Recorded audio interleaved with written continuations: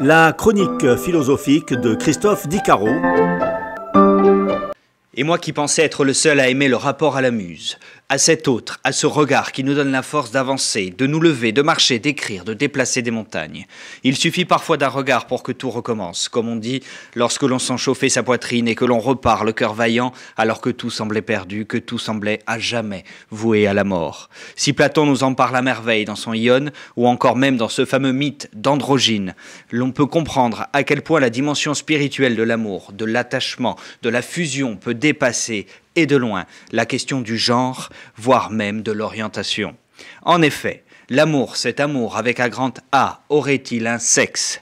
C'est la question que l'on pose. Le couple, comme l'on pourrait dire aujourd'hui, ou du moins ce qui fait couple, ne revêt-il pas en réalité quelque chose de sacré ?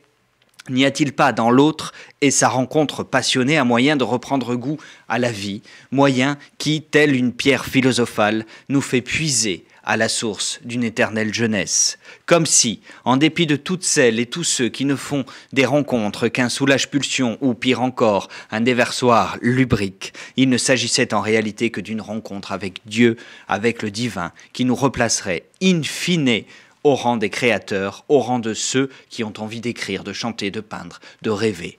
Lilina était-elle surnommée, cette jeune femme brune, vacillant symboliquement entre l'artiste et la junkie, cette jeune femme qui ne pouvait sortir de son lit avant 16 heures, qui sniffait de la coke, coupée à la carte vitale sur un coin de lavabo de son studio parisien miteux, mais dont les cheveux, une fois attachés et remontés, laissaient apparaître un cou, un charme, une nature, qui rendait malgré tout vie à Philippa Santoni, autrice de l'ouvrage bilingue paru aux éditions Omara d'Apparigi Sinate.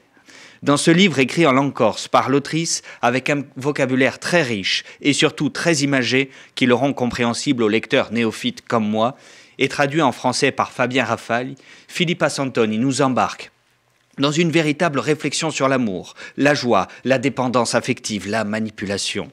Par le récit de son histoire personnelle, on suit le périple du petit Masquette, ou, comme la surnommait sa grand-mère, cette jeune femme qui n'hésite pas à faire référence à la mort lorsqu'elle parle de son corps.